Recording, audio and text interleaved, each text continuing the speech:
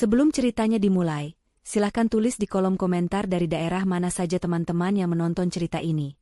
Dan jangan lupa like dan subscribe agar channel Cerita Dapur bisa semakin berkembang dan bisa mempersembahkan cerita yang lebih menarik. Pada suatu senja yang seharusnya damai, di sebuah rumah minimalis dengan taman mungil yang selalu Rina rawat dengan penuh cinta, kehangatan yang dulu mengisi setiap sudut kini terasa hampa. Rina, dengan gaun rumahan sederhana namun tetap rapi, duduk termenung di sofa ruang tamu, menatap pantulan dirinya di jendela yang mulai gelap. Usianya baru menginjak kepala 3, namun beban pikiran seolah menambah kerutan di sudut matanya yang indah. Dulu, mata itu selalu memancarkan binar kebahagiaan, terutama saat menatap suaminya, Bima. Kini, yang ada hanyalah gura cemas dan pertanyaan tanpa jawaban. Rumah tangga yang ia bangun bersama Bima selama 7 tahun terakhir ini, terasa seperti bangunan yang perlahan retak. Bukan karena gempa bumi atau badai, melainkan karena erosi tak terlihat yang menggerogoti fondasinya. Bima, suaminya, yang dulu selalu pulang tepat waktu dengan senyum lebar dan pelukan hangat, kini seringkali baru menjejakkan kaki di rumah saat jam dinding menunjukkan angka 12, atau bahkan lebih. Alasan-alasannya pun semakin klise. Rapat mendadak, proyek penting, atau teman kantor butuh bantuan. Rina tahu, ada yang tidak beres. Insting seorang istri tidak pernah berbohong. Setiap kali Bima pulang, aura di sekitarnya terasa berbeda. Ia seperti mengenakan topeng, berusaha bersikap normal, namun gerak-geriknya kaku, tatapannya seringkali menghindar, dan sentuhannya terasa hambar. Percakapan mereka pun berubah menjadi basa-basi yang dipaksakan. Rina mencoba mendekat, bertanya tentang harinya, menawarkan pijatan, atau sekadar ingin berbagi cerita. Namun, Bima selalu menjawab singkat, sibuk dengan ponselnya, atau langsung menuju kamar mandi dengan alasan lelah. Hati Rina mencelos setiap kali usahanya menemui tembok. Ia merindukan Bima yang dulu, Bima yang hangat, Bima yang selalu menjadikannya prioritas. Apa aku kurang cantik? Apa aku kurang perhatian? Bisik Rina pada dirinya sendiri, menelusuri wajahnya di pantulan kaca. Ia selalu berusaha tampil prima, menjaga rumah tetap bersih dan nyaman, menyiapkan makanan kesukaan Bima, bahkan sesekali memberikan kejutan kecil. Namun, semua itu seolah tak berarti lagi. Bima seperti memiliki dunia lain yang tidak bisa ia sentuh, tidak bisa ia masuki. Selain perubahan sikap Bima, ada satu lagi sosok yang semakin membuat Rina merasa tidak nyaman. Ibu Fatma, ibu mertuanya. Sejak beberapa bulan terakhir, Ibu Fatma menjadi sangat sering berkunjung. Terlalu sering. Hampir setiap hari. Alasannya pun beragam. Mulai dari, ingin melihat cucu, padahal mereka belum punya anak, kangen masakan Rina, hingga, hanya ingin mampir. Awalnya Rina senang, mengira Ibu Fatma ingin semakin dekat dengannya. Namun, lama-kelamaan, kunjungan itu terasa seperti inspeksi. Ibu Fatma akan berkeliling rumah, mengamati setiap sudut, dan sesekali melontarkan komentar yang terasa seperti sindiran halus. Rina, kenapa bunga di teras ini layu? Bima tidak suka melihat yang kotor-kotor. Atau, Bima bilang dia kurang nafsu makan akhir-akhir ini. Kamu masak apa saja, Nak? Kata-kata itu, meskipun terdengar seperti perhatian, selalu membuat Rina merasa dihakimi. Yang lebih aneh lagi, Ibu Fatma seringkali datang saat Bima belum pulang, atau bahkan saat Bima sedang mandi. Ia akan duduk di ruang tamu, menunggu Bima, dan saat Bima muncul, Ibu Fatma akan langsung menanyakan hal-hal yang terlalu pribadi, seolah ingin memastikan sesuatu. Suatu sore, Rina sedang menyiram tanaman di halaman depan ketika ia mendengar bisikan-bisikan dari tetangga sebelah. Ibu-ibu itu, yang biasanya ramah dan suka menyapa, kini terlihat berbisik-bisik sambil melirik ke arah rumah Rina. Rina pura-pura tidak mendengar, namun telinganya menangkap beberapa patah kata. Kasihan Rina, Bima itu ya, dan ada perempuan lain. Darah Rina berdesir. Jantungnya berdegup kencang. Ia mencoba menepisnya, menganggap itu hanya gosip biasa. Namun, bisikan-bisikan itu terus menghantuinya, bercampur dengan gelagat aneh Bima dan kunjungan mencurigakan Ibu Fatma. Kecurigaan Rina semakin memuncak suatu malam. Bima pulang larut, seperti biasa. Ia langsung masuk kamar mandi, meninggalkan jaket kerjanya tergeletak di sofa. Entah dorongan apa, Rina meraih jaket itu. Aroma parfum wanita yang asing langsung menyeruak, menusuk indera penciumannya. Itu bukan parfumnya, juga bukan parfum Ibu Fatma. Aroma itu manis, sedikit genit, dan sangat kuat. Tangan Rina gemetar saat ia merogoh saku jaket Bima. Jantungnya serasa berhenti berdetak saat jemarinya menyentuh sesuatu yang kecil dan licin. Ia menariknya keluar. Sebuah kancing. Kancing baju wanita, berwarna ungu muda, dengan desain yang tidak biasa. Kancing itu terlihat seperti baru saja lepas dari tempatnya, dengan benang sisa yang masih menempel. Rina menatap kancing itu, lalu menatap pintu kamar mandi yang tertutup rapat. Pikirannya berputar liar. Kancing siapa ini? Mengapa ada di saku jaket Bima? Air mata mulai menggenang di pelupuk mata Rina. Ia mencoba mencari penjelasan logis. Mungkin kancing rekan kerja Bima yang tidak sengaja jatuh? Tapi, mengapa harus kancing baju wanita? Dan mengapa aromanya begitu kuat?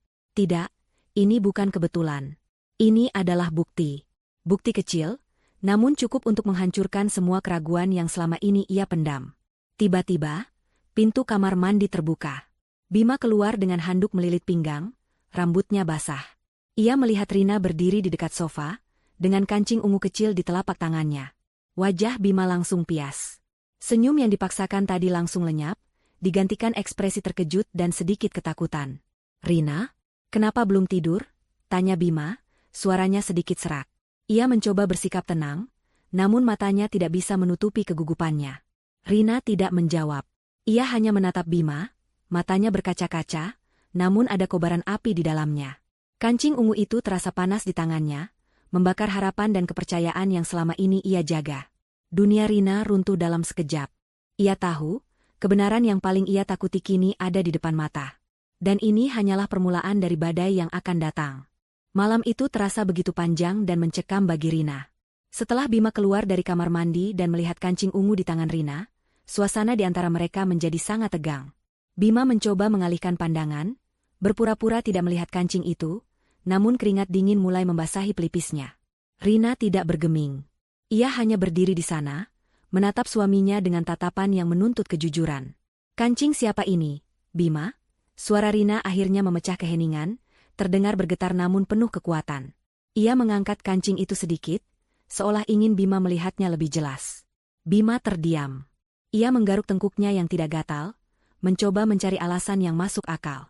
Itu mungkin kancing bajuku yang lepas. Sayang, kamu tahu, kancing-kancing di jaket kerjaku memang sering longgar. Rina tersenyum getir. "Kancing bajumu? Sejak kapan kancing bajumu berwarna ungu muda, Bima? Dan sejak kapan parfum wanita ini menjadi aroma tubuhmu?" Ia mendekat, aroma parfum itu semakin kuat menusuk hidungnya. Wajah Bima semakin pias. Ia tak bisa lagi menyembunyikan kegugupannya. "Rina, dengarkan aku. Ini tidak seperti yang kamu pikirkan. Aku bisa jelaskan." "Jelaskan apa, Bima? Jelaskan mengapa ada kancing baju wanita di sakumu? Jelaskan mengapa kamu selalu pulang larut? Jelaskan mengapa kamu berubah dingin padaku? Jelaskan mengapa Ibu Fatma selalu datang kemari dengan tatapan menyelidik." Rina tidak bisa lagi menahan emosinya. Air mata yang tadi ia tahan kini mengalir deras membasahi pipinya. "Jelaskan, Bima. Aku butuh kejujuranmu." Bima menghela napas panjang, seolah beban berat baru saja menimpanya. Ia tahu, ia tidak bisa lagi mengelak. Rina terlalu cerdas, dan bukti itu terlalu jelas. Ia duduk di sofa, menundukkan kepala, menghindari tatapan mata Rina yang penuh luka. "Baiklah, Rina. Aku minta maaf," ucap Bima lirih, suaranya nyaris tak terdengar. "Aku tahu aku salah. Aku memang berselingkuh." Dunia Rina seolah runtuh untuk kedua kalinya. Meskipun ia sudah menduga, mendengar pengakuan itu langsung dari mulut Bima tetap saja terasa seperti ribuan jarum menusuk jantungnya. Ia merasa sesak, napasnya tercekat. Kaki Rina lemas, ia ambruk di lantai, tak sanggup lagi menopang tubuhnya. "Siapa?" bisik Rina, suaranya nyaris tak keluar. Bima mengangkat kepalanya perlahan, matanya merah. "Santi. Dia rekan kerjaku." Santi. Nama itu asing di telinga Rina, namun entah mengapa, ia merasa pernah mendengar Bima menyebut nama itu dalam percakapan teleponnya yang terburu-buru. Rina membayangkan sosok Santi. Mungkin lebih muda, lebih cantik, lebih menarik, atau mungkin lebih pengertian, seperti yang sering Bima cari. Rasa sakit bercampur dengan amarah dan kekecewaan yang tak terkira. "Kenapa, Bima? Kenapa kamu tega melakukan ini padaku? Apa salahku? Apa kurangku?" Rina memukul-mukul lantai dengan kepalan tangannya, melampiaskan rasa frustrasinya. "Aku sudah memberikan segalanya untukmu. 7 tahun ini, aku selalu berusaha menjadi istri terbaik. Aku mencintaimu dengan sepenuh hati. Bima mencoba meraih tangan Rina, namun Rina menepisnya dengan kasar. Jangan sentuh aku. Aku jijik. Rina, tolong dengarkan aku. Bima memohon, matanya berkaca-kaca. Aku tahu aku brengsek. Aku tahu aku pantas mendapatkan semua kemarahanmu. Tapi aku merasa kesepian, Rina. Kamu terlalu sibuk dengan pekerjaanmu, dengan kegiatan sosialmu. Aku merasa kamu tidak punya waktu lagi untukku. Rina menatap Bima tak percaya. Sibuk? Aku sibuk mengurus rumah ini, Bima. Aku sibuk mengurus kebutuhanmu. Aku sibuk memastikan kamu pulang ke rumah yang nyaman. Dan pekerjaan? Aku bekerja keras untuk membantu keuangan kita, Bima. Siapa yang menanggung cicilan rumah ini? Siapa yang membayar tagihan bulanan saat gajimu seringkali habis untuk hal-hal yang tidak jelas? Bima terdiam, tidak bisa membantah. Memang benar, Rina adalah tulang punggung finansial mereka. Gaji Bima, meskipun lumayan, seringkali habis untuk hobinya dan membantu kebutuhan keluarganya yang lain. Rina tidak pernah mengeluh, selalu mendukung, selalu berusaha mencari jalan keluar. Tiba-tiba, bel pintu berbunyi. Rina dan Bima saling pandang. Siapa yang datang selarut ini? Sebelum Rina sempat bergerak, pintu sudah terbuka. Ibu Fatma berdiri di ambang pintu, dengan senyum ramah yang anehnya terasa dingin di mata Rina. Ada apa ini? Kok tegang sekali suasananya? Tanya Ibu Fatma, matanya menyapu Rina yang masih duduk di lantai dengan wajah sembab, lalu beralih ke Bima yang terlihat kacau. Oh, Bima, kenapa kamu belum tidur? Rina, kenapa kamu duduk di lantai seperti itu? Tidak sopan sekali di depan suamimu. Rina bangkit berdiri, menatap ibu mertuanya dengan pandangan kosong. Ia merasa seperti sedang berada di dalam mimpi buruk. Ibu Fatma, yang seharusnya menjadi pelindungnya, kini terasa seperti musuh. Ibu tahu Bima berselingkuh? Tanya Rina, suaranya bergetar. Ia membutuhkan kepastian, membutuhkan dukungan. Senyum di wajah Ibu Fatma sedikit memudar. Ia melirik Bima sekilas, lalu kembali menatap Rina. Berselingkuh? Apa maksudmu, Rina? Jangan bicara sembarangan. Bima itu anak baik-baik. Jangan pura-pura tidak tahu, Bu. Rina tidak bisa lagi menahan diri. Ia menunjukkan kancing ungu itu pada Ibu Fatma. Ini buktinya. Bima sudah mengaku. Dia berselingkuh dengan rekan kerjanya yang bernama Santi. Mendengar nama Santi, ekspresi Ibu Fatma berubah. Ada sedikit keterkejutan, namun dengan cepat digantikan oleh ekspresi yang sulit diartikan. Bukan marah, bukan sedih, melainkan pembelaan. Oh, jadi ini masalahnya. Ibu Fatma menghela napas, seolah Rina baru saja mengatakan hal yang sangat sepele. Rina, kamu ini terlalu dramatis. Perselingkuhan itu hal biasa dalam rumah tangga. Suami selingkuh itu wajar. Nak, mungkin kamu saja yang kurang bisa menjaga Bima. Rina terperangah. Ia tidak percaya dengan apa yang baru saja ia dengar. Ibu mertuanya, yang seharusnya membela dirinya, malah menyalahkan dirinya. Apa, Bu? Biasa? Wajar? Ibu membela Bima? Rina merasa seperti disambar petir. Bukan membela, Rina. Ibu hanya melihat dari sudut pandang Bima, kata Ibu Fatma. Kini suaranya terdengar lebih tegas, bahkan sedikit menghakimi. Bima itu anak ibu tahu dia butuh perhatian. Kamu ini, sebagai istri, kenapa tidak bisa memberikan perhatian penuh pada Bima? Kamu sibuk sendiri, pulang larut juga. Bima jadi merasa kesepian. Nak, wajar kalau dia mencari kenyamanan di luar. Jadi, ini semua salahku, Bu. Rina tidak bisa menahan tawa getir. Aku yang salah karena Bima berselingkuh?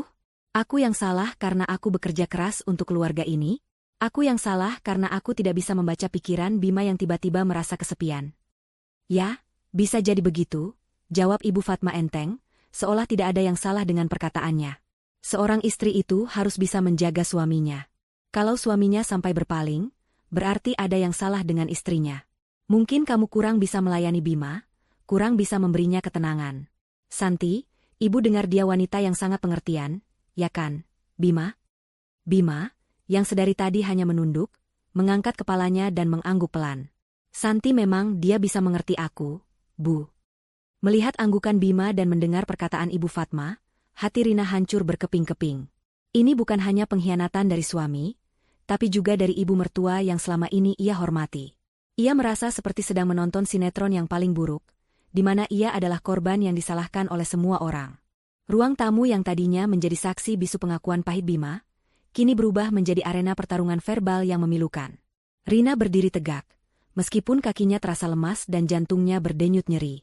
Di hadapannya, Ibu Fatma duduk santai di sofa, seolah sedang menonton drama televisi, bukan terlibat dalam kehancuran rumah tangga anaknya sendiri. Bima masih menunduk, sesekali melirik Rina dengan pandangan bersalah, namun tak berani membuka suara.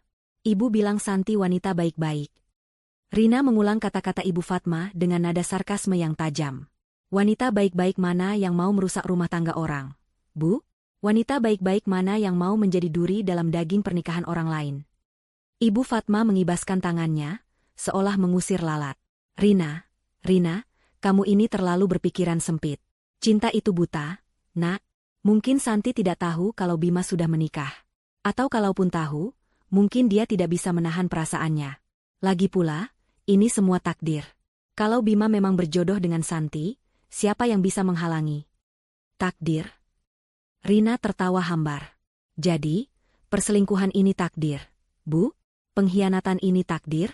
Lalu, bagaimana dengan sumpah pernikahan kami? Bagaimana dengan janji Bima di depan Tuhan dan orang tua kami? Itu bukan takdir. Sumpah itu bisa berubah. Rina, manusia itu dinamis. Jawab Ibu Fatma dengan tenang, seolah sedang memberi nasihat hidup. Bima itu butuh ketenangan. Dia butuh seseorang yang bisa mengerti dirinya, yang tidak terlalu banyak menuntut. Kamu ini terlalu sibuk dengan duniamu sendiri. Bima merasa diabaikan. Rina mengepalkan tangannya. Darah mendidih di ubun-ubunnya. Diabaikan? Ibu tahu betapa kerasnya aku bekerja untuk keluarga ini? Ibu tahu siapa yang membayar tagihan listrik, air, cicilan mobil, bahkan uang jajan Bima dan adik-adiknya setiap bulan? Siapa yang selalu ada saat Bima sakit? Siapa yang selalu mendukungnya saat dia terpuruk? Itu bukan perhatian, Bu. Itu bukan pengorbanan. Ibu Fatma mendengus. Ah, itu kan sudah kewajiban istri. Rina, kamu itu istri, ya wajar kalau mengurus suami dan rumah tangga. Lagi pula, Bima juga bekerja, kan? Dia juga punya penghasilan. Penghasilan yang selalu habis sebelum waktunya. Bu? Rina tak bisa menahan diri lagi. Ia merasa seperti sedang berhadapan dengan tembok. Ibu tahu, aku seringkali harus menutupi kekurangan finansial Bima. Aku tidak pernah mengeluh. Bu, aku pikir itu adalah bentuk cintaku, bentuk dukunganku sebagai istri. Tapi sekarang, ibu malah bilang aku kurang perhatian? Aku yang salah? Begini saja, Rina. Ibu Fatma menyilangkan tangan di dada, menatap Rina dengan tatapan merendahkan. Santi itu wanita yang jauh lebih pengertian. Dia bisa memberikan Bima ketenangan yang tidak kamu punya. Dia tidak banyak bicara, tidak banyak menuntut. Dia hanya ada untuk Bima. Bima butuh itu, nak. Dia butuh seseorang yang bisa menjadi sandarannya, bukan malah menambah bebannya. Setiap kata yang keluar dari mulut Ibu Fatma, bagaikan belati yang menusuk jantung Rina berulang kali. Ia merasa dikhianati, direndahkan, dan dihina oleh orang yang seharusnya menjadi panutannya. Ibu Fatma, yang selama ini ia anggap sebagai ibu kedua, kini menjelma menjadi sosok yang kejam dan tak berperasaan. Jadi, ibu lebih memilih wanita lain daripada menantu ibu sendiri? Ibu lebih memilih pelakor daripada aku yang sudah 7 tahun mengabdi pada anak ibu. Suara Rina meninggi, air matanya kembali mengalir, namun kali ini bukan air mata kesedihan, melainkan amarah yang membara. Rina, jaga bicaramu. Ibu Fatma ikut meninggikan suara. Jangan panggil Santi pelakor. Dia wanita baik-baik. Ibu hanya ingin Bima bahagia. Dan kalau Bima bahagia dengan Santi, kenapa tidak? Kamu ini terlalu egois. Rina, kamu hanya memikirkan perasaanmu sendiri. Egois? Rina tertawa sinis. Aku egois? Lalu Bima yang berselingkuh itu apa? Bu? Itu bukan egois? Ibu yang membela perselingkuhan itu apa? Bu? Itu bukan egois? Aku yang hancur seperti ini, ibu bilang aku egois. Sudahlah, Rina. Kamu ini hanya membuat suasana semakin keruh. Ibu Fatma menghela napas panjang, seolah ia yang paling menderita. Bima itu sudah dewasa. Dia tahu apa yang terbaik untuk dirinya. Kalau dia merasa lebih bahagia dengan Santi, ya sudah. Kamu harusnya bisa menerima kenyataan. Menerima kenyataan? Rina menatap Bima yang masih diam membisu, tidak membela dirinya sama sekali. Bima, kamu dengar apa yang ibu katakan? Kamu benar-benar lebih bahagia dengan Santi? Kamu rela mengorbankan pernikahan kita demi wanita itu. Bima mengangkat kepalanya, menatap Rina dengan mata berkaca-kaca. Rina, aku. Ia mencoba berbicara, namun kata-katanya tertahan di tenggorokan. Ia terjebak di antara ibu dan istrinya, tidak tahu harus berpihak pada siapa. Bima, jawab aku. Rina mendesak. Apakah kamu lebih bahagia dengan Santi? Ibu Fatma menyela. Tentu saja dia lebih bahagia. Rina, lihat saja bagaimana dia sekarang. Dia terlihat lebih ceria, lebih bersemangat. Itu semua berkat Santi. Kamu ini hanya bisa membuat Bima stres dengan segala tuntutanmu. Tuntutan apa, Bu? Rina berteriak, suaranya pecah. Tuntutan untuk setia? Tuntutan untuk menghargai pernikahan? Itu tuntutan? Sudahlah, Rina. Jangan berteriak-teriak seperti itu. Malu didengar tetangga. Ibu Fatma mulai kehilangan kesabarannya. Kamu ini terlalu kekanak-kanakan. Kalau memang Bima sudah tidak bahagia denganmu, ya sudah. Lepaskan dia. Biarkan dia bahagia dengan pilihannya. Kata-kata, lepaskan dia, dan biarkan dia bahagia dengan pilihannya, bergaung di telinga Rina, menusuk hingga ke relung hatinya yang paling dalam. Ia merasa seperti sedang dihantam palu godam. Ibu mertuanya, dengan begitu mudahnya, menyuruhnya untuk melepaskan suaminya demi wanita lain. Jadi, ibu merestui perselingkuhan ini? Tanya Rina, suaranya nyaris tak terdengar, namun penuh kepedihan. Ibu hanya ingin Bima bahagia. Rina, jawab Ibu Fatma, nadanya melembut, seolah ingin meredakan suasana, namun kata-katanya tetap menusuk. Dan kebahagiaan Bima saat ini ada pada Santi. Kamu harus mengerti itu. Rina menatap Ibu Fatma, lalu beralih ke Bima. Wajah Bima terlihat kusut, namun ia tidak membantah perkataan ibunya. Tidak ada pembelaan, tidak ada penyesalan yang tulus. Hanya keheningan yang memekakkan telinga. Rina merasa seperti sedang berhadapan dengan dua orang asing. Suaminya, yang dulu ia cintai mati-matian, dan ibu mertuanya, yang dulu ia hormati setinggi langit, kini bersekutu melawannya. Hati Rina hancur lebur. Ia merasa dikhianati oleh orang-orang yang paling ia cintai dan percayai. Rasa sakit itu begitu dalam, hingga ia merasa mati rasa. Ia tidak bisa lagi menahan air mata, namun kali ini, air mata itu adalah air mata keputusasaan. Ia menyadari, tidak ada lagi yang tersisa untuk diperjuangkan. Pernikahannya, kepercayaannya, dan harga dirinya, semuanya telah hancur berkeping-keping. Baiklah, ucap Rina akhirnya, suaranya serak namun penuh tekad. Ia menatap Bima dan Ibu Fatma bergantian. Kalau memang itu yang kalian inginkan. Kalau memang Bima lebih bahagia dengan Santi, dan Ibu merestui semua ini, aku akan pergi. Ibu Fatma dan Bima terdiam, terkejut mendengar keputusan Rina. Mereka tidak menyangka Rina akan mengambil langkah secepat itu. Rina, tunggu, jangan gegabah. Bima akhirnya bersuara, mencoba meraih tangan Rina. Namun, Rina menepisnya lagi. Sudah cukup, Bima. Aku sudah muak dengan semua kebohongan dan pembelaan ini. Aku sudah muak dengan sandiwara ini. Rina berbalik, melangkah menuju kamar. Setiap langkahnya terasa berat, namun ia memaksakan diri. Ia tidak akan membiarkan mereka melihat betapa hancurnya ia. Ia akan pergi, dan ia akan bangkit. Langkah kaki Rina menuju kamar terasa seperti gema di lorong sunyi, memecah keheningan yang mematikan di ruang tamu. Setiap jejaknya di lantai marmer terasa berat, seolah ia sedang menyeret beban bertonton. Hatinya yang tadi hancur berkeping-keping kini terasa kosong. Mati rasa, namun di baliknya, kemarahan yang membara mulai menyala. Ini bukan lagi tentang kesedihan, melainkan amarah murni yang menuntut keadilan. Bima, yang terkejut dengan keputusan Rina, mencoba mengejar. Rina, sayang, tunggu. Kita bisa bicarakan ini baik-baik. Ibu Fatma, yang juga sedikit terkejut, namun tetap mempertahankan ketenangannya, berkata, sudah, Bima. Biarkan saja dia. Nanti juga kembali setelah kepalanya dingin. Nada suaranya terdengar meremehkan, seolah Rina hanyalah anak kecil yang sedang merajuk. Rina tidak peduli. Ia terus melangkah. Pintu kamar terbuka, memperlihatkan ruangan yang dulu menjadi saksi bisu tawa, cinta, dan impian mereka. Kini, semua itu terasa seperti ilusi yang kejam. Ia berjalan menuju lemari pakaian, tangannya gemetar saat membuka pintunya. Matanya menatap kosong deretan pakaiannya yang tergantung rapi. Ia harus pergi. Sekarang juga. Bima berhasil menyusul, berdiri di ambang pintu kamar dengan wajah memelas. "Rina, jangan seperti ini. Kamu mau kemana? Ini rumah kita. Kamu tidak bisa pergi begitu saja." "Rumah kita?" Rina berbalik, menatap Bima dengan mata merah yang menyala. "Sejak kapan rumah ini menjadi rumah kita, Bima? Sejak kapan rumah ini menjadi tempat yang aman bagiku? Ini bukan rumahku lagi. Ini hanya sarang pengkhianatan dan kebohongan." "Rina, tolong jangan bicara seperti itu." Bima mendekat, mencoba meraih tangan Rina.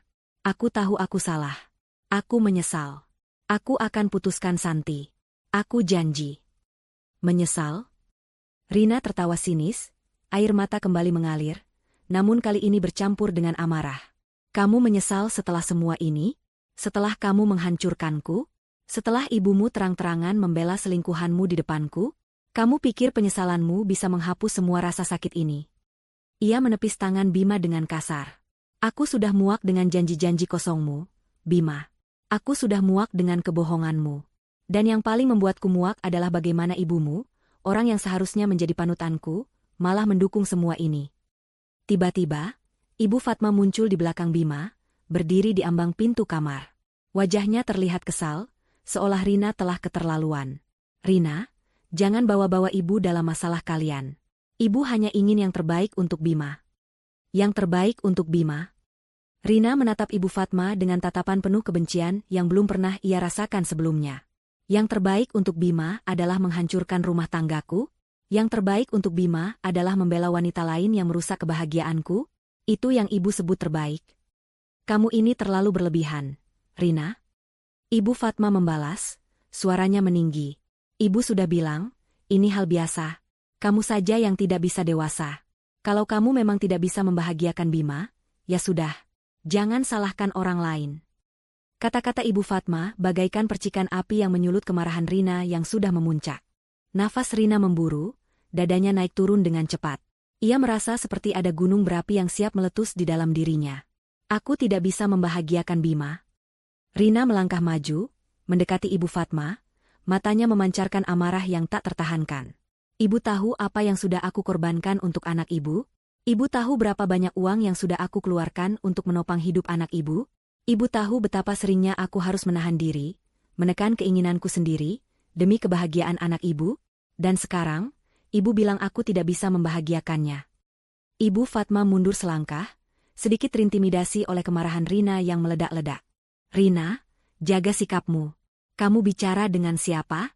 Ibu ini mertuamu." "Mertua?" Rina tertawa sinis. "Mertua macam apa yang membela pelakor anaknya sendiri? Mertua macam apa yang menyalahkan menantunya atas perselingkuhan anaknya? Ibu bukan mertua bagiku. Ibu hanyalah seorang wanita yang buta akan kebenaran, yang hanya peduli pada kebahagiaan semua anak kesayangannya." "Rina, cukup." Bima berteriak, mencoba menengahi. Ia menarik tangan Rina, namun Rina menghempaskannya. "Cukup katamu, Bima?" Rina menatap Bima dengan tatapan penuh kekecewaan. "Kamu diam saja saat ibumu menghinaku? Kamu diam saja saat ibumu menyalahkanku? Kamu diam saja saat ibumu merestui perselingkuhanmu? Kamu memang tidak punya hati, Bima. Kamu sama saja dengan ibumu." Bima terdiam, wajahnya semakin pucat. Ia tidak bisa membantah. Ia memang diam. Ia memang tidak membela Rina. Rasa bersalah menghantuinya, namun ia terlalu pengecut untuk menghadapi amarah Rina yang membara. Rina berbalik, meraih sebuah koper kecil dari atas lemari. Ia tidak akan membawa banyak barang. Hanya beberapa pakaian dan barang-barang penting. Ia tidak ingin ada lagi jejak Bima dan keluarganya dalam hidupnya. "Rina, kamu mau kemana?" Bima bertanya lagi, suaranya memohon. "Jangan tinggalkan aku. Aku janji akan berubah. Aku akan putuskan Santi. Aku akan perbaiki semuanya." "Perbaiki?" Rina memasukkan beberapa pakaian ke dalam koper dengan gerakan cepat. "Tidak ada yang bisa diperbaiki, Bima. Kepercayaan sudah hancur. Hatiku sudah mati. Dan pembelaan terang-terangan ibumu tadi sudah menutup semua pintu maaf bagiku." "Rina, dengarkan ibu." Ibu Fatma mencoba lagi, nadanya sedikit melunak, mungkin menyadari Rina benar-benar serius. "Jangan ambil keputusan saat emosi. Nanti kamu menyesal." Rina menghentikan aktivitasnya, menatap Ibu Fatma dengan tatapan tajam. "Menyesal? Aku menyesal? Aku menyesal sudah mencintaimu, Bima. Aku menyesal sudah percaya padamu, Ibu. Aku menyesal sudah mengorbankan hidupku untuk kalian berdua. Itu yang aku sesali. Ia menutup koper dengan kasar, lalu menariknya. Aku tidak akan menyesal pergi dari sini. Aku tidak akan menyesal meninggalkan kalian berdua yang hanya bisa menyakitiku. Bima mencoba menghalangi jalan Rina, berdiri di depannya. Rina, jangan pergi. Aku mohon. Bagaimana denganku? Bagaimana dengan masa depan kita?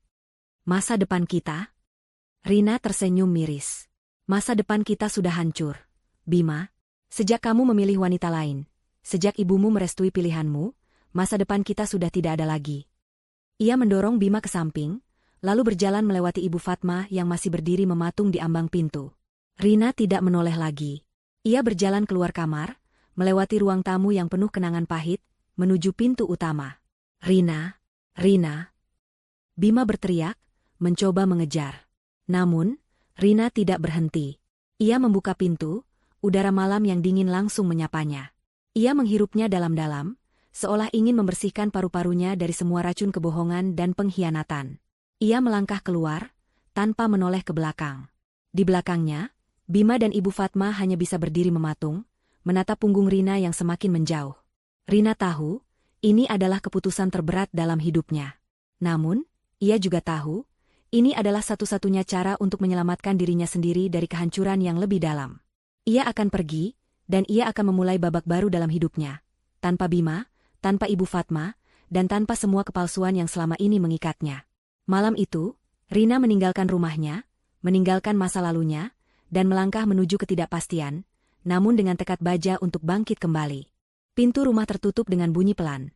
Namun bagi Rina, suara itu bagaikan guntur yang memekakan telinga, menandai berakhirnya sebuah era. Ia tidak menoleh ke belakang. Tidak ada air mata yang tersisa, hanya kekosongan yang menganga di dadanya. Koper kecil di tangannya terasa ringan, namun beban di pundaknya terasa begitu berat.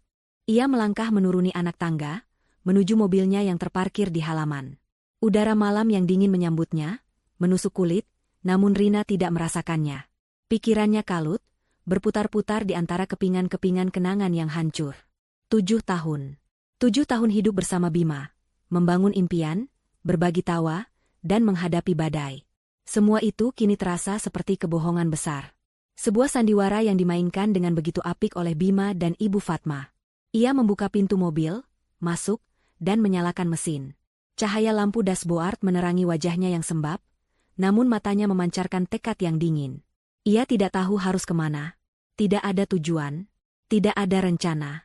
Hanya keinginan kuat untuk menjauh, sejauh mungkin dari rumah itu, dari Bima, dan terutama dari Ibu Fatma.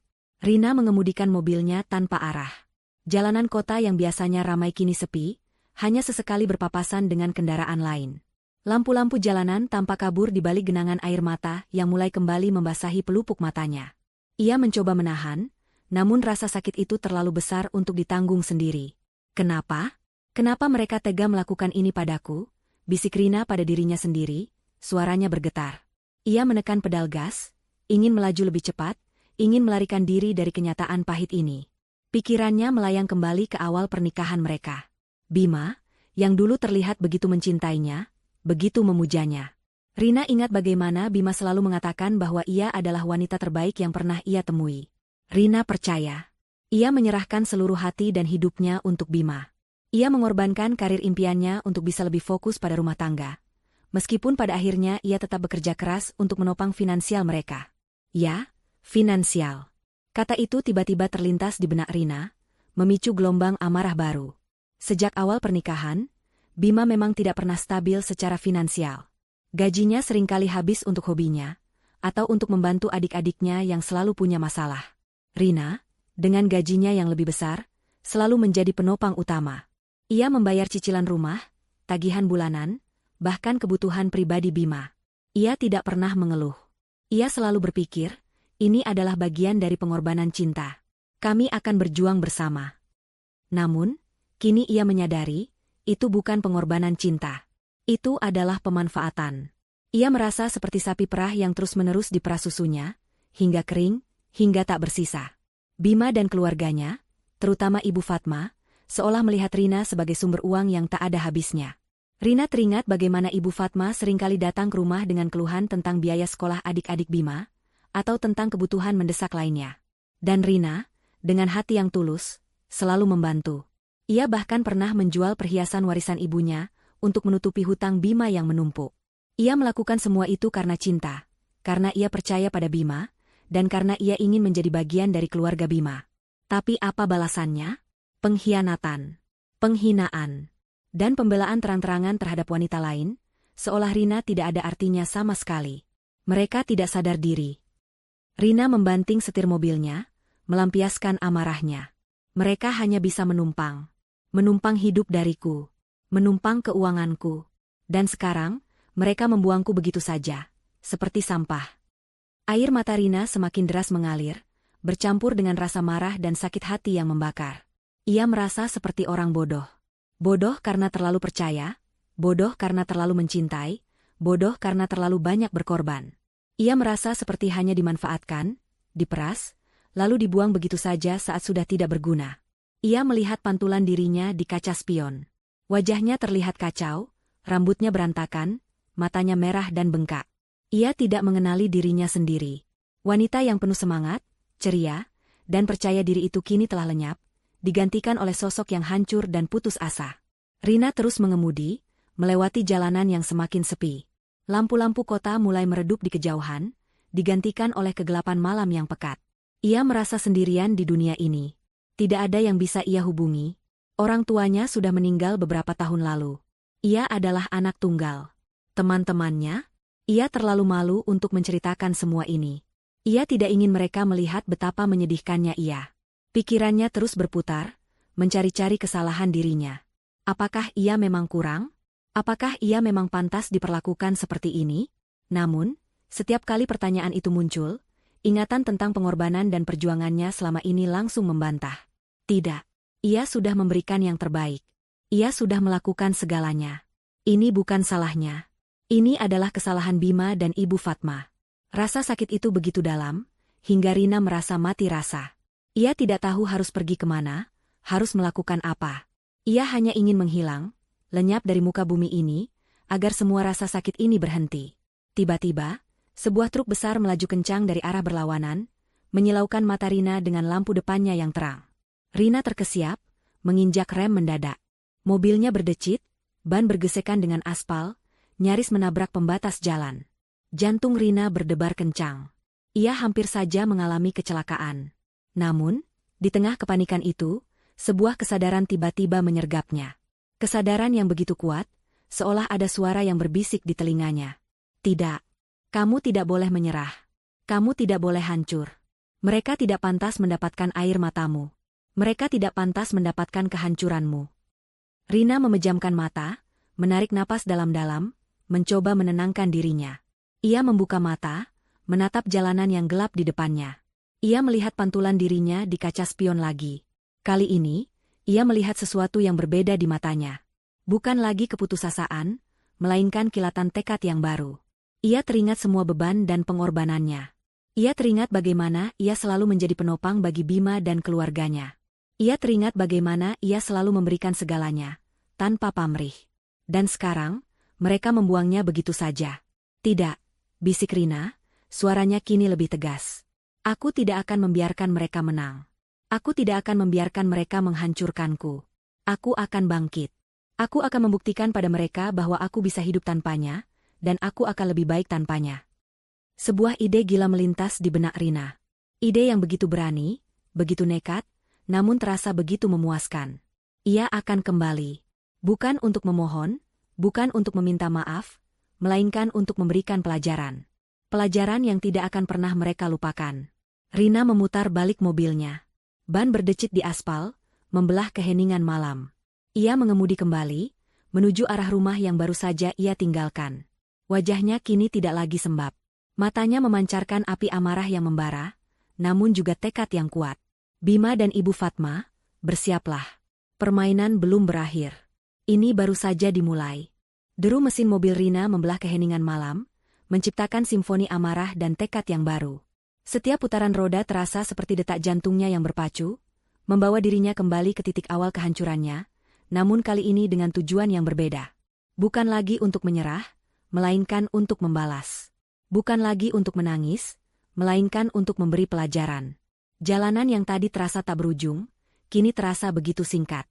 Rumah itu, yang baru saja ia tinggalkan dengan hati hancur, kini menjadi panggung untuk drama yang akan ia mainkan. Pendar lampu rumah Rina mulai terlihat di kejauhan, memecah kegelapan malam. Jantung Rina berdebar kencang, bukan karena ketakutan, melainkan karena antisipasi. Ia tahu, Bima dan Ibu Fatma pasti terkejut melihatnya kembali. Mereka mungkin mengira ia akan kembali dengan air mata penyesalan, memohon maaf, atau meminta kesempatan kedua. Tapi mereka salah. Sangat salah. Rina memarkir mobilnya di tempat biasa, mematikan mesin, dan menarik napas dalam-dalam. Ia menatap pantulan dirinya di kaca spion. Wajahnya kini terlihat lebih tenang, namun matanya masih memancarkan kobaran api yang dingin. Ia bukan lagi Rina yang lemah, yang mudah dihancurkan. Ia adalah Rina yang baru, yang siap menghadapi siapapun yang berani menyakitinya. Ia keluar dari mobil, melangkah mantap menuju pintu rumah. Koper kecilnya ia biarkan di dalam mobil. Ia tidak membutuhkannya lagi untuk saat ini. Ia hanya membutuhkan keberanian dan tekadnya.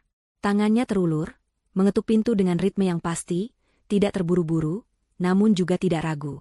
Beberapa detik kemudian, pintu terbuka. Bima berdiri di ambang pintu, wajahnya terlihat kusut dan matanya sembab. Ia pasti baru saja menangis, atau setidaknya, sangat terpukul. Di belakangnya, Ibu Fatma muncul, wajahnya juga terlihat sedikit terkejut. Namun dengan cepat kembali ke ekspresi angkuh yang biasa. "Rina, kamu kembali?" Bima tergagap, suaranya terdengar lega bercampur bingung. Ia tidak menyangka Rina akan kembali secepat ini. Ibu Fatma melangkah maju, menatap Rina dengan tatapan menyelidik. "Sudah Ibu duga, kamu tidak akan tahan lama di luar sana. Makanya, jangan gegabah mengambil keputusan." Nada suaranya terdengar meremehkan, seolah ia telah memenangkan pertarungan ini. Rina tersenyum tipis, senyum yang tidak mencapai matanya. "Ya, aku kembali, Bu. Tapi bukan untuk apa yang Ibu pikirkan." Bima mengerutkan kening. "Lalu, untuk apa kamu kembali, Rina? Kamu mau bicara baik-baik? Aku janji akan putuskan Santi. Aku akan perbaiki semuanya." "Perbaiki?" Rina tertawa kecil, tawa yang terdengar dingin dan hampa. "Tidak ada yang perlu diperbaiki, Bima. Semuanya sudah hancur. Aku kembali bukan untuk itu." Ibu Fatma menyilangkan tangan di dada. "Lalu, untuk apa? Jangan buang-buang waktu kami, Rina. Ibu lelah." "Ibu lelah?" Rina menatap Ibu Fatma dengan tatapan tajam. "Aku jauh lebih lelah, Bu. Lelah dengan semua sandiwara ini, lelah dengan semua kebohongan ini, dan lelah dengan semua pengorbanan yang tidak pernah dihargai." Bima dan Ibu Fatma saling pandang, merasakan perubahan aura Rina. Wanita di hadapan mereka ini bukan lagi Rina yang lemah, yang mudah menangis, atau yang bisa mereka remehkan. Ada sesuatu yang berbeda di matanya, sesuatu yang dingin dan berbahaya. "Aku kembali karena ada hal penting yang harus kita bicarakan," lanjut Rina, suaranya tenang namun penuh otoritas. "Hal yang sangat penting, yang menyangkut kalian berdua." "Hal penting apa?" tanya Bima, mulai merasa tidak nyaman. "Tidak bisa kita bicarakan di sini," jawab Rina, melirik ke arah tetangga yang mungkin saja sedang menguping. "Kita harus bicara di luar. Di tempat yang sepi, di mana tidak ada yang bisa mendengar kita." Ibu Fatma mendengus. "Apa-apaan ini, Rina? Jangan aneh-aneh. Kalau mau bicara, ya bicara saja di sini." "Ibu tidak punya pilihan, Bu," Rina membalas, senyum tipisnya semakin melebar, namun tidak ada kehangatan di dalamnya. "Kalau Ibu tidak mau ikut, aku akan pergi lagi. Dan kali ini, aku tidak akan pernah kembali. Dan kalian berdua, kalian akan menyesal seumur hidup." Ancaman Rina terdengar begitu nyata, begitu meyakinkan. Bima dan Ibu Fatma merasa merinding. Mereka melihat tekad yang kuat di mata Rina, tekad yang tidak bisa digoyahkan. Mereka tahu, Rina tidak main-main. "Baiklah, baiklah," Ibu Fatma akhirnya menyerah, meskipun dengan nada kesal. "Tapi jangan aneh-aneh, Rina. Ibu tidak suka kejutan." "Tenang saja, Bu. Ini akan menjadi kejutan yang tidak akan pernah kalian lupakan," Rina menjawab, matanya berkilat. "Bima, Ibu, ayo ikut aku. Kita akan pergi sekarang." Bima ragu-ragu. "Tapi, ini sudah larut malam, Rina. Kita mau kemana?" "Ikut saja, Bima, Rina mendesak, suaranya tidak menerima bantahan. Ini demi kebaikan kalian juga. Bima dan Ibu Fatma saling pandang lagi. Ada keraguan di mata Bima, namun ada juga rasa ingin tahu yang besar. Ibu Fatma, meskipun kesal, tidak bisa menolak. Ada sesuatu dalam tatapan Rina yang membuatnya tidak berdaya. Baiklah, ucap Bima akhirnya, menghela napas pasrah. Kita ikut. Rina tersenyum puas. Rencananya berjalan lancar. Ia berbalik, berjalan menuju mobilnya. Bima dan Ibu Fatma mengikutinya, dengan langkah ragu-ragu. Mereka tidak tahu apa yang akan terjadi.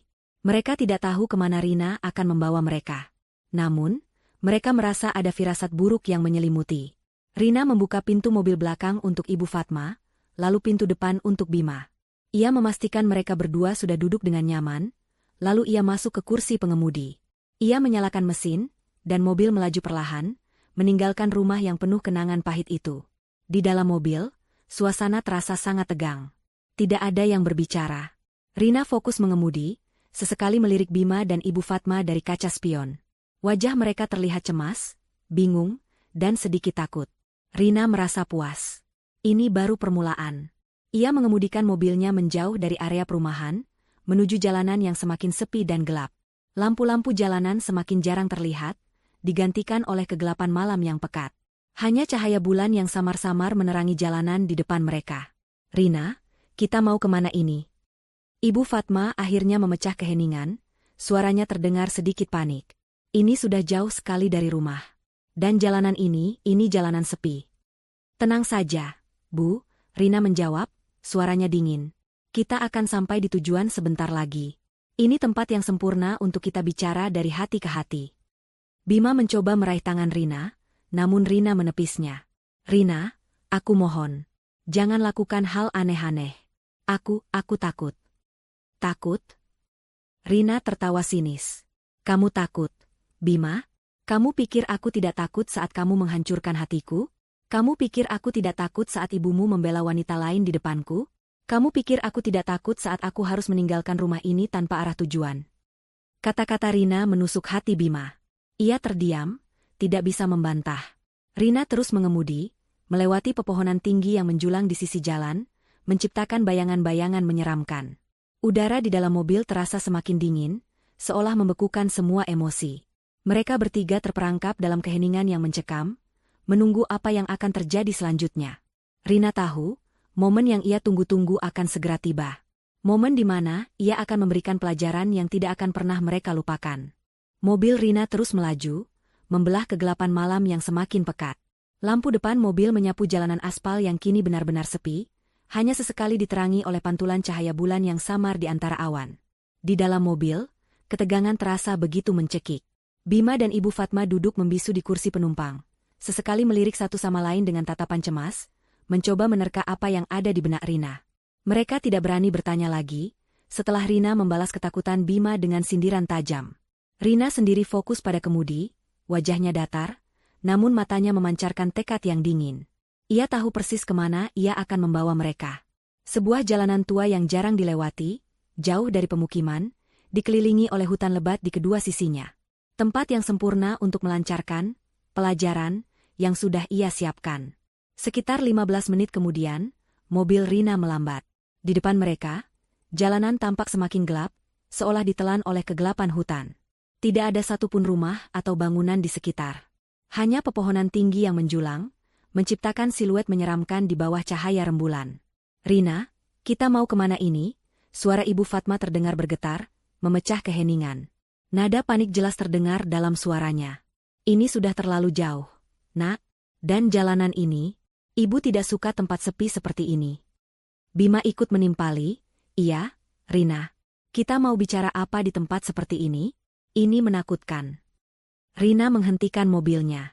Mesin mobil mati, dan keheningan yang absolut langsung menyelimuti mereka. Suara jangkrik dan desiran angin di antara dedaunan menjadi satu-satunya melodi yang terdengar. Udara dingin malam itu terasa menusuk tulang. Rina memutar tubuhnya, menatap Bima di kursi penumpang depan, lalu beralih ke Ibu Fatma di kursi belakang. Wajahnya terlihat tenang, namun matanya berkaca-kaca, memancarkan campuran kesedihan yang mendalam dan tekad yang membara. Kalian bilang aku yang tak bisa memberi kebahagiaan. ucap Rina, suaranya pelan namun jelas, menggaung di dalam mobil yang gelap. Setiap kata terasa seperti palu yang menghantam. Bima dan Ibu Fatma terdiam, tidak berani menjawab. Mereka merasakan aura yang berbeda dari Rina. Aura yang dingin, namun penuh kekuatan. Kalian bilang Santi lebih baik. Rina melanjutkan, suaranya sedikit meninggi, namun tetap terkontrol.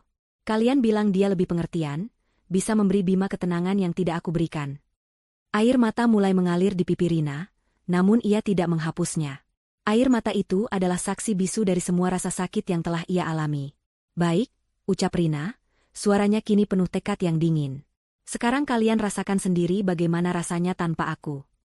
Bima dan Ibu Fatma saling pandang, bingung. Mereka tidak mengerti apa maksud Rina. Firasat buruk yang tadi mereka rasakan kini semakin kuat mencengkeram. Rina, apa maksudmu? Tanya Bima, suaranya nyaris berbisik. Rina tidak menjawab. Ia hanya menatap mereka berdua, matanya yang berkaca-kaca kini memancarkan kilatan yang tajam.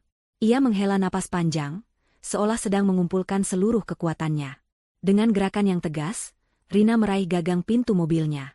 Bunyi, klik, yang pelan terdengar jelas di keheningan malam. Ia membuka pintu mobilnya, udara dingin langsung menyergap masuk. Kalian berdua, ucap Rina, suaranya kini lebih keras, penuh otoritas yang tak terbantahkan. Turun. Bima dan Ibu Fatma terkejut. Turun? Turun kemana? Rina? Ini di tengah hutan. Protes Ibu Fatma, suaranya panik. Turun sekarang. Rina tidak memberi ruang untuk perdebatan. Nada suaranya dingin dan mutlak. Bima mencoba membujuk. Rina, jangan bercanda. Ini sudah larut malam. Kita tidak bisa turun di sini. Kalian pikir aku bercanda? Rina menatap Bima dengan tatapan penuh amarah. Kalian pikir aku main-main? Aku sudah muak dengan semua permainan kalian.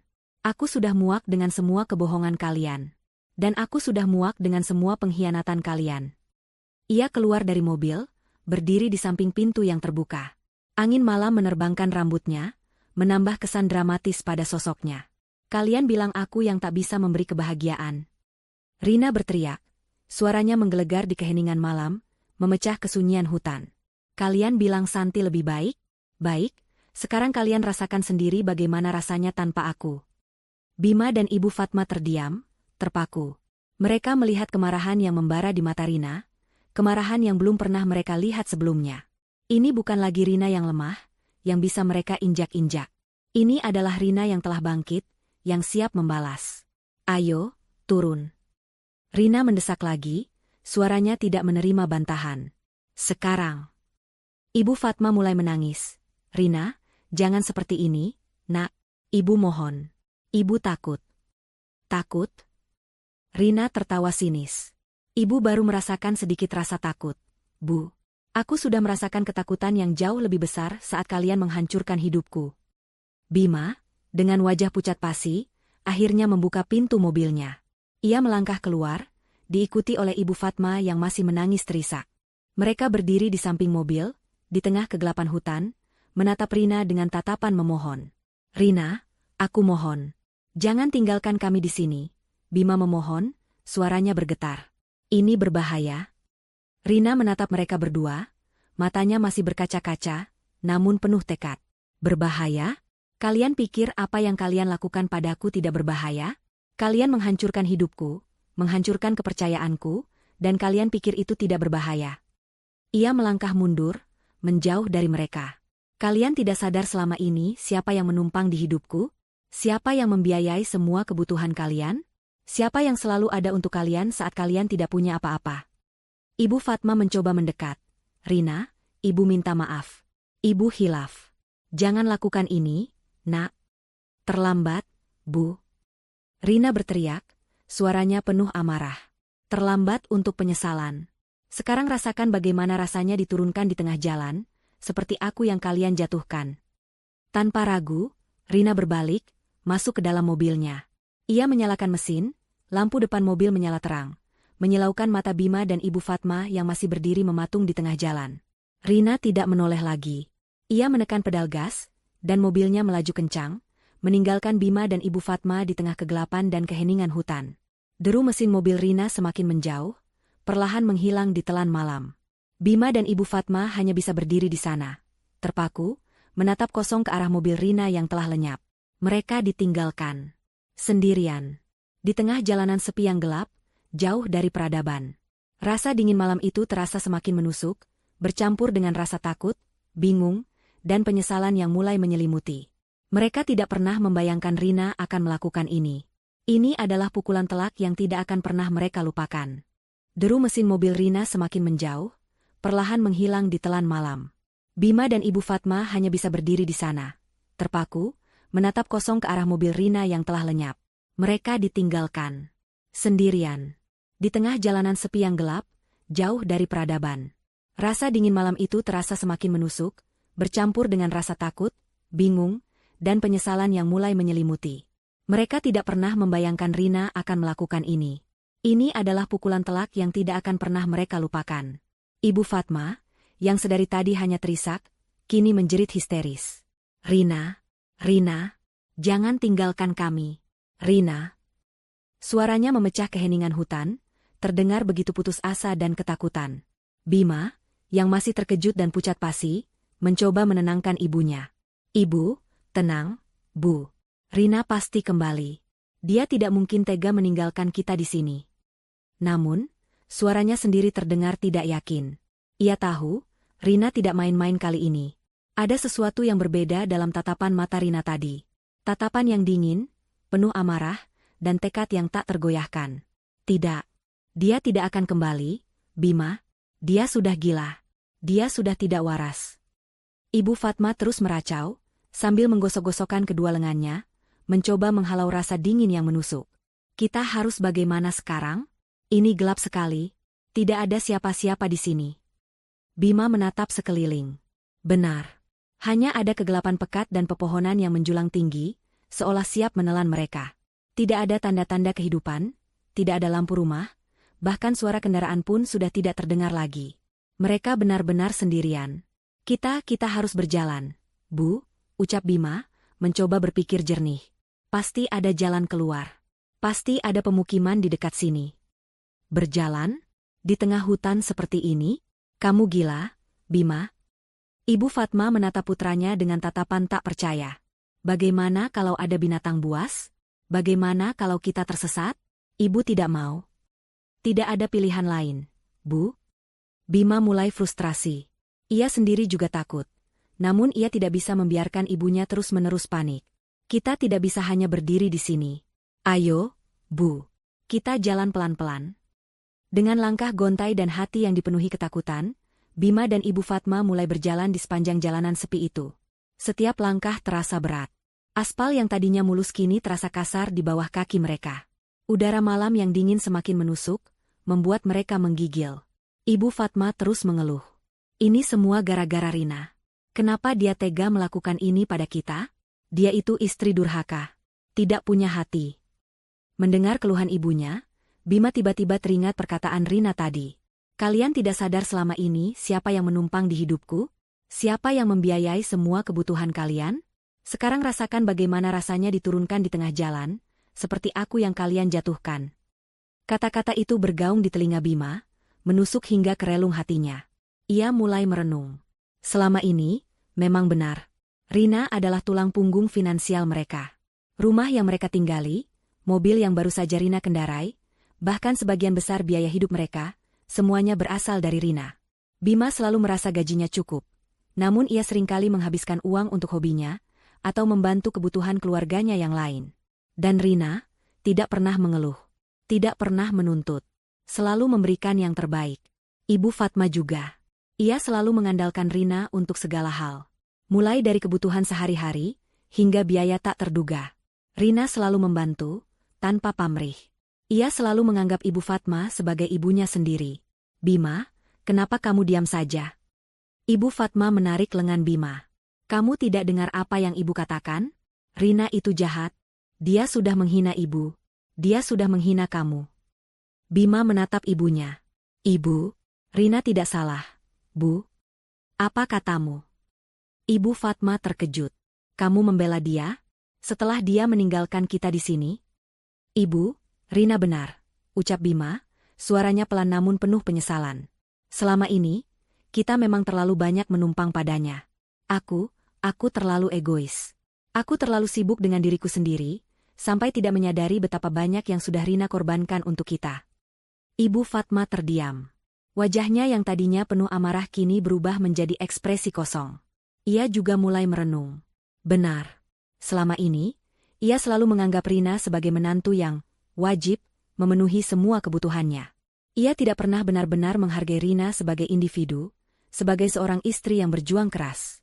Ia selalu membandingkan Rina dengan wanita lain, selalu menuntut Rina untuk menjadi seperti yang ia inginkan. Ibu seringkali meminta uang pada Rina, kan? Tanya Bima, suaranya terdengar menyesal. Untuk biaya sekolah adik-adik, untuk berobat, untuk kebutuhan sehari-hari. Dan Rina tidak pernah menolak. Dia selalu memberikan apapun yang kita butuhkan. Ibu Fatma menunduk. Ia teringat bagaimana Rina pernah menjual perhiasan warisan ibunya untuk menutupi hutang Bima yang menumpuk. Ia juga teringat bagaimana Rina selalu menyiapkan makanan kesukaannya, meskipun Rina sendiri sedang sibuk dengan pekerjaannya. Rina selalu berusaha menjadi menantu yang baik, istri yang sempurna. Tapi apa yang ia dapatkan? Pengkhianatan dan penghinaan. Rasa dingin malam itu semakin menusuk. Namun kini bukan hanya dinginnya udara yang mereka rasakan, melainkan dinginnya kenyataan yang baru saja menyadarkan mereka. Mereka menyadari betapa selama ini mereka terlalu bergantung pada Rina, baik secara materi maupun emosional. Mereka telah memanfaatkan kebaikan Rina, menguras tenaganya, dan pada akhirnya, membuangnya begitu saja. Kita sudah keterlaluan.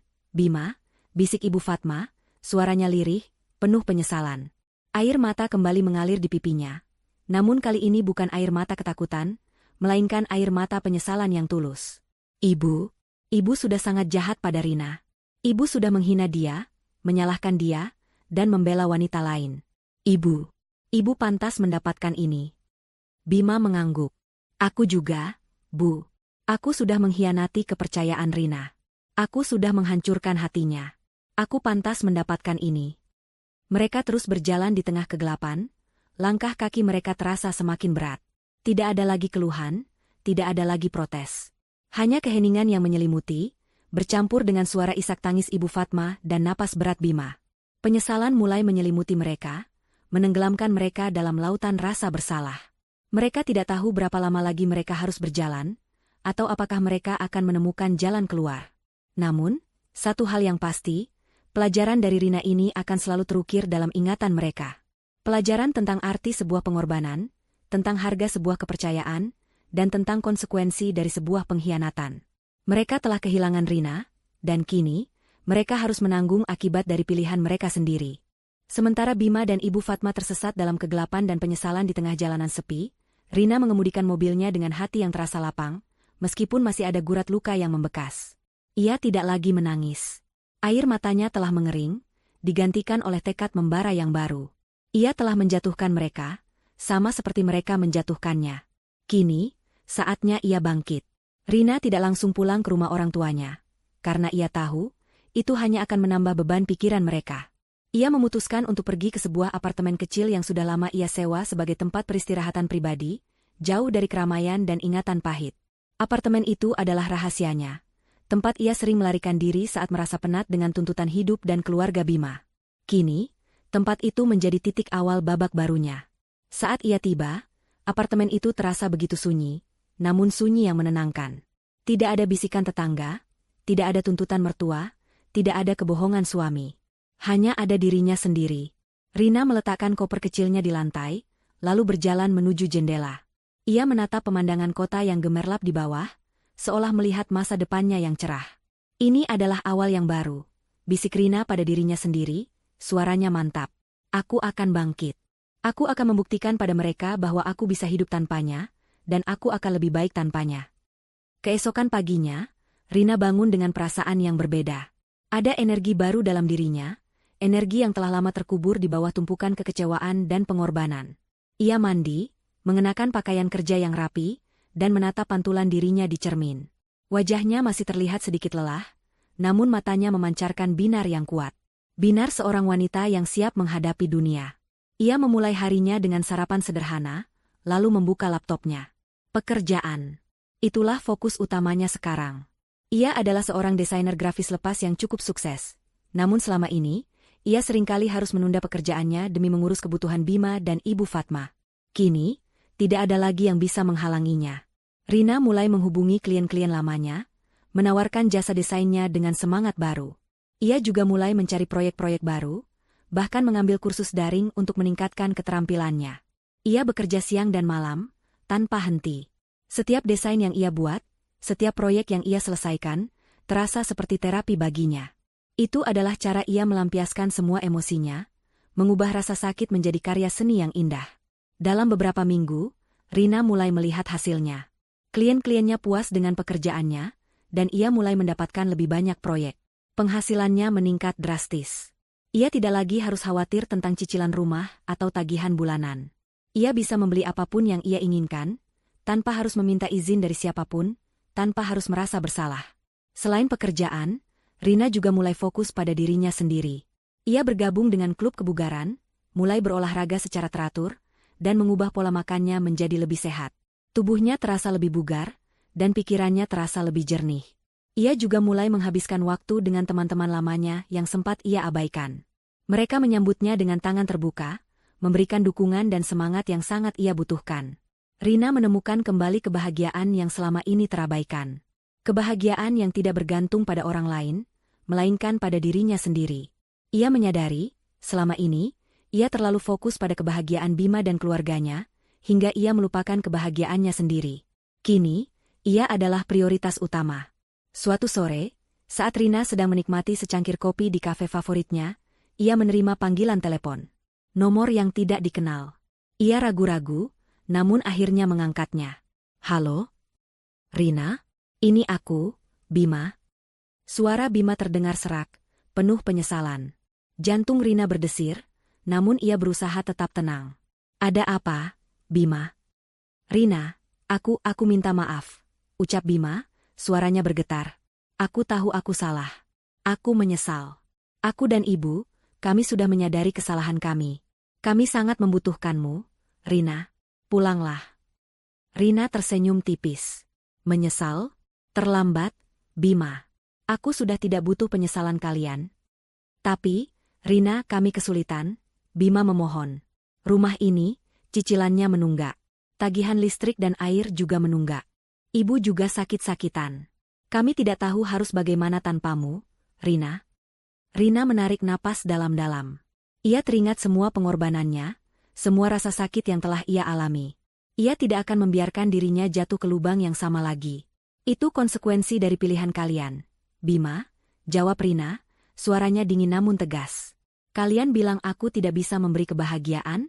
Kalian bilang Santi lebih baik? Sekarang rasakan sendiri bagaimana rasanya tanpa aku. Aku sudah memulai babak baru dalam hidupku.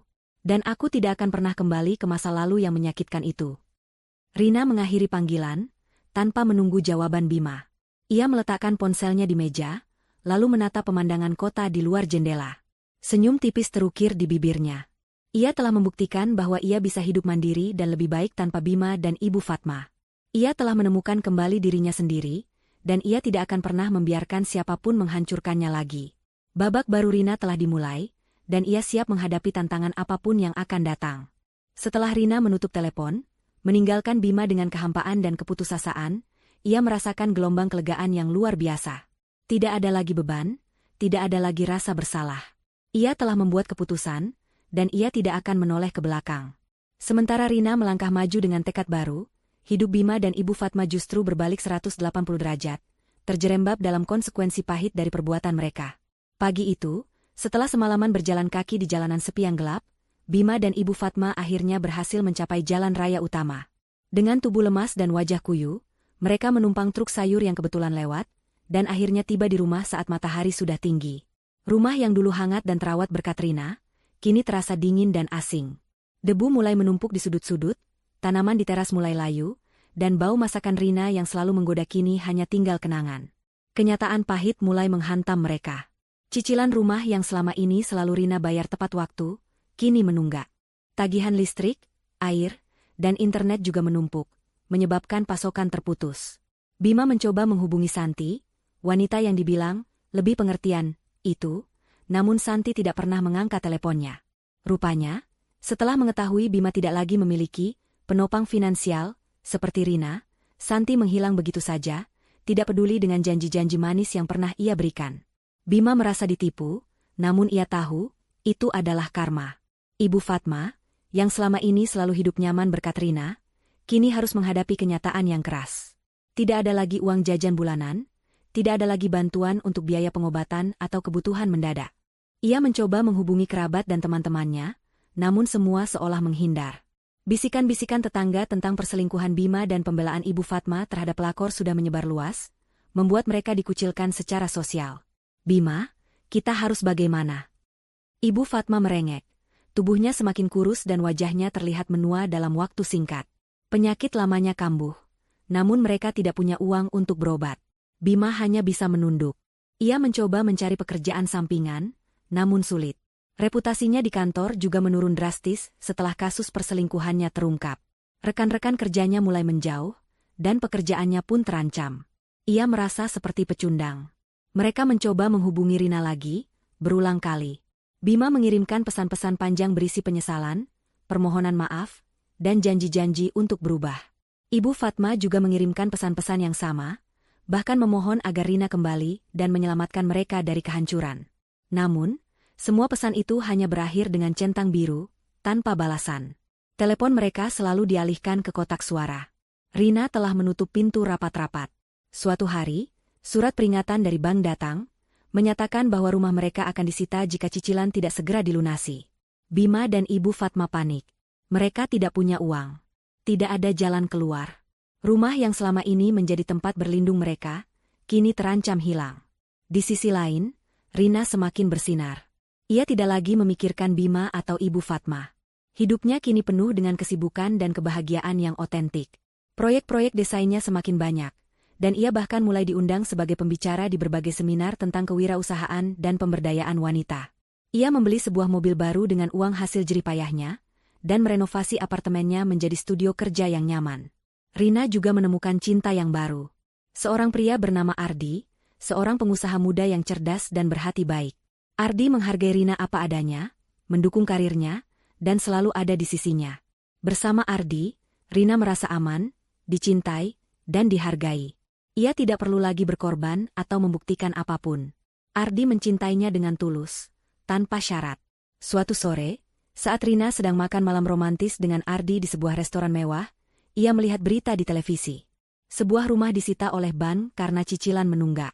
Gambar rumah itu terlihat familiar. Itu adalah rumah lamanya, rumah yang dulu ia bangun dengan Bima.